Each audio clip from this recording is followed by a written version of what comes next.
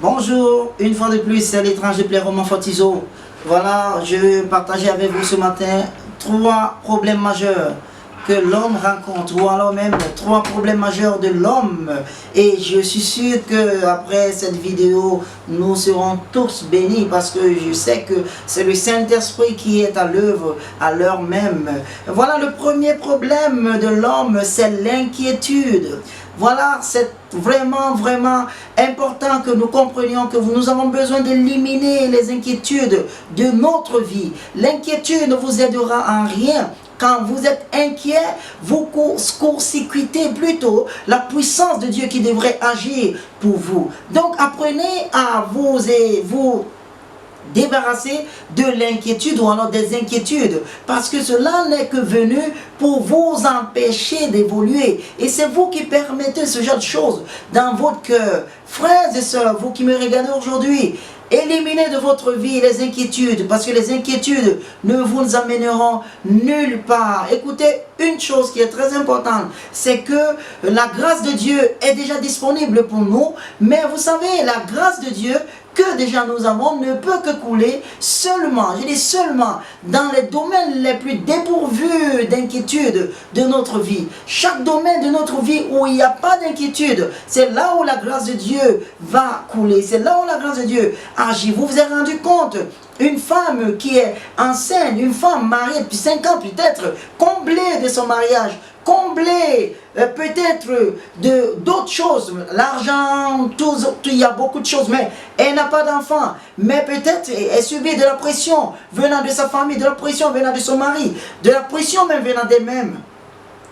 Vous savez que cela va envahir des inquiétudes dans son cœur, et parce qu'il y aura des inquiétudes dans son cœur, cela va l'empêcher de recevoir son miracle. Une chose qui devait être faite naturellement pour elle deviendra maintenant un sujet de prière, deviendra maintenant une chose difficile. Non, tout ce qu'elle a besoin de faire, c'est d'arrêter de s'inquiéter, tout comme elle le fait quand chaque jour elle sait qu'elle mangera, donc elle ne s'inquiète pas, et la nourriture est là tous les jours, sans faute. C'est de la même manière que tu dois faire avec ce problème d'enfant. Ça va arriver aussi clairement et aussi simplement, si seulement si tu apprends à enlever l'inquiétude de ta vie. Regardez ce que la Bible nous dit dans le livre de Philippiens, chapitre 4, verset 6. Il dit: ne vous inquiétez de rien. Ne vous inquiétez de rien. Pourquoi? Pourquoi dit-il de ne s'inquiéter de rien? Parce qu'il sait évidemment que cela va consécuter la puissance de Dieu dans votre vie. Il dit, dans le paragraphe suivant, et après avoir dit ne vous inquiétez de rien, il dit: mais avec prière, avec supplication et action de grâce, il dit: faites connaître vos requêtes à Dieu, et la paix de Dieu qui surpasse toute connaissance, toute compréhension, va garder votre cœur en Jésus-Christ. Pourquoi Dieu envoie d'abord la paix dans votre cœur? Parce que les inquiétudes sont dans votre cœur, au niveau de votre cœur. Et cela vous empêche de recevoir quoi que ce soit de Dieu. Alors Dieu, la première chose qu'il fait, c'est de mettre sa paix dans votre cœur. Donc pour que Dieu mette sa paix dans votre cœur, vous avez besoin de prier, de supplier et de faire des actions de grâce à Dieu. Et ces 3 choses-là feront que Dieu plutôt va vous envoyer sa paix. Et Dieu sera au courant de tout ce que vous avez besoin, et il le fera, parce que déjà il le sait. Mais il vous demande de ne pas s'inquiéter, parce que les inquiétudes ne sont pas bonnes. Et aussi Jésus-Christ l'a aussi dit clairement dans le livre de Matthieu chapitre 6, verset 25, il dit: ne vous inquiétez pas de votre vie, de quoi vous allez manger. Ne vous inquiétez pas de votre corps, de quoi vous serez vêtu. Il dit: la vie vaut plus que la nourriture, et le corps plus que le vêtement. Il dit que vous qui vous inquiétez, à part vos inquiétudes, qui parmi vous pourra ajouter une seule seconde, une seule coudée à la durée de sa vie? Qui parmi vous peut augmenter de kilogrammes à cause de ces inquiétudes? Si vous ne pouvez pas faire une si moindre chose, comment donc vous pouvez passer le temps à vous inquiéter? Comprenez une chose: à chaque jour suffit sa peine. Le lendemain prendra soin de lui-même. Soyez confiants et restez fort parce que votre Dieu ne vous quittera pas, il ne vous abandonnera pas, il ne vous délaissera pas. Être inquiet, c'est juste dire que Dieu n'est pas avec vous, mais si vous savez qu'il est avec vous, vous avez cette confiance, vous n'aurez pas à vous inquiéter de quoi que ce soit, parce que vous savez que votre propre Père est le détenteur de tout ce qui est dans le monde entier. La chose suivante, c'est quoi donc?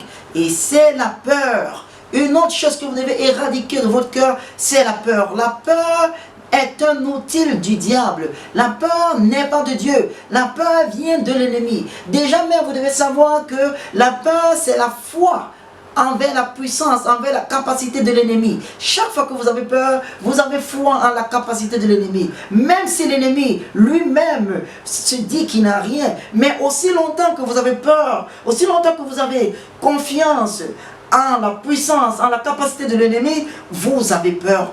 Et cela va vous amener droit dans le fossé. Donc ce que vous devez faire, c'est que enlevez la peur. Je dis, enlevez la peur de votre cœur parce que la peur ne vous aidera pas. Pierre, il était sur le bateau avec ses disciples, les autres disciples. Ils ont vu quelqu'un qui marchait sur les eaux. Très rapidement, ils ont cru que c'est le fantôme. La Bible dit que dans le frayeur de Matthieu chapitre 14, verset à partir de 26, dans leur frayeur, une chose s'est passée. Ils se sont mis à crier. Et quand Jésus a su qu'ils criaient, la Bible dit aussitôt, Jésus leur a dit, rassurez-vous, c'est moi, n'ayez pas peur. Jésus a voulu traiter rapidement ce problème de peur parce qu'avec la peur, ils devraient tous chavirer. Avec la peur, ils devraient tous avoir des problèmes.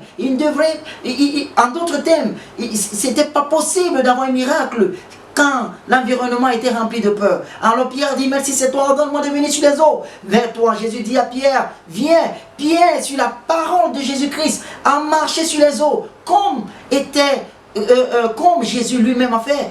Pierre a marché sur les eaux, comme étant concret. Et alors, qu'est-ce qui s'est passé? Vous savez bien que Pierre s'est enfoncé. Pourquoi donc il s'est enfoncé? Ou alors il s'est mis à se noyer quelques minutes après. C'est justement parce que Pierre a vu venir vers lui le vent impétueux et les vagues. Lui étant un pêcheur professionnel, il connaissait ce que c'est que ce genre de vent et de vagues. Alors la peur est rentrée dans son cœur. Et quand la peur est rentrée dans le cœur de Pierre, une chose s'est passée. Pierre s'est mis à s'enfoncer. Alors dites-moi, quelle est la connexion entre le liquide et la peur? Avant que l'homme ne s'enfonce, il marchait sur les eaux. Avant qu'il n'ait peur, il marchait sur les eaux. Mais une fois que la peur est entrée dans son cœur, il s'est mis à s'enfoncer. Frères et sœurs, si vous avez peur dans votre bureau, vous allez vous enfoncer, vous allez noyer dans votre bureau. Vous avez peur dans vos finances, vous allez noyer dans vos finances. Si vous avez peur dans votre famille va chavirer. Tout ce que vous devez faire, c'est que ayez confiance, totalement confiance en Dieu, et toute chose se produira comme vous voulez. Il y a plus de 62 versets bibliques qui parlent de ne pas avoir peur. Alors pourquoi avoir peur? Pourquoi avoir la crainte? Si Dieu est avec vous, qui peut être contre vous? C'est ce que vous devez savoir, frères et sœurs. Écoutez aussi une chose, c'est que si une chose qui doit vous détruire arrive vers vous, soyez rassurés que la chose qui va vous délivrer, la chose qui va vous sauver, va arriver avant celle qui devrait vous détruire. Donc il est pratiquement impossible que vous soyez heurté, que vous soyez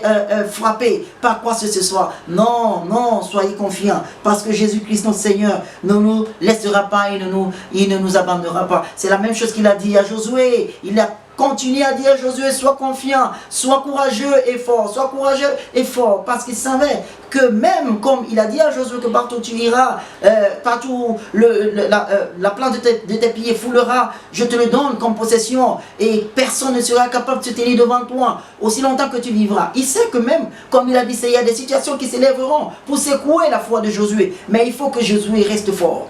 Parce que s'il n'est pas fort, s'il n'est pas courageux, la peur va l'envahir et Dieu ne pourra rien faire. Donc, frères et sœurs, éradiquez la peur de vous. Enlevez la peur de vous, parce que cela ne vous aidera à rien. La dernière chose que vous devez voir, que je veux partager avec vous, c'est bien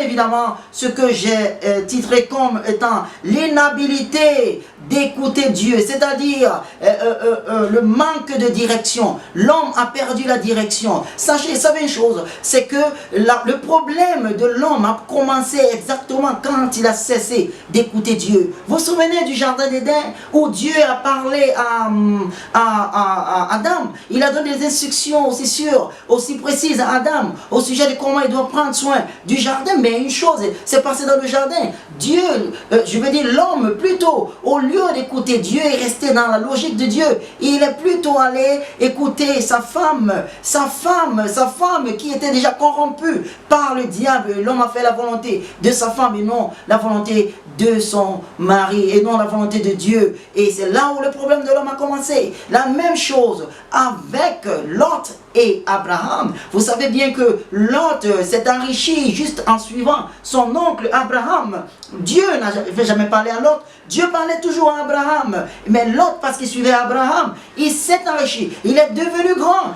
Parce que juste, il suivait l'homme à qui Dieu parlait. L'homme qui avait de la direction de Dieu. Mais un jour, à cause de l'abondance de leur richesse, leurs serviteurs se sont mis à se disputer. Et Abraham a appelé son neveu. Il a dit, mon neveu, il faut qu'on se sépare parce que nous sommes tellement grands. Maintenant, choisis. Si tu vas à droite, je vais à gauche. Si tu vas à gauche, je vais à droite. Et Lot a fait l'erreur de sa vie. Il ne s'était pas rendu compte que depuis ce temps, il prospérait parce que Dieu parlait à son oncle Abraham. Alors, le premier jour que Lot a en face de lui l'opportunité de prendre une décision, de faire quelque chose qui vient de lui-même et non de Dieu, il a fait l'erreur. Et quelle était l'erreur que Lot a fait? Lot a choisi le côté ou bien la côte de Sodome et Gomorrhe parce qu'il croyait que c'est une côte. Il voyait la fertilité de ce côté, il voyait la productivité, il voyait qu'il y aurait de la prospérité dans cet endroit. Quand il a pris cette décision, croyant que son oncle, il va le laisser dans le désert. Écoutez une chose qui est très pertinente. Au moment où Abraham s'est séparé de Lot, Dieu l'a apparu directement. Et Dieu a dit à Abraham, Abraham, viens, regarde à l'ouest, regarde à l'est, regarde au nord, regarde au sud. Aussi loin que tes yeux peuvent voir, je te le donne comme possession. Abraham, la Bible dit, Abraham a regardé et il a vu tout le monde entier et il a possédé, y compris Sodome et Gomorrhe où Lot avait déjà choisi. Et ça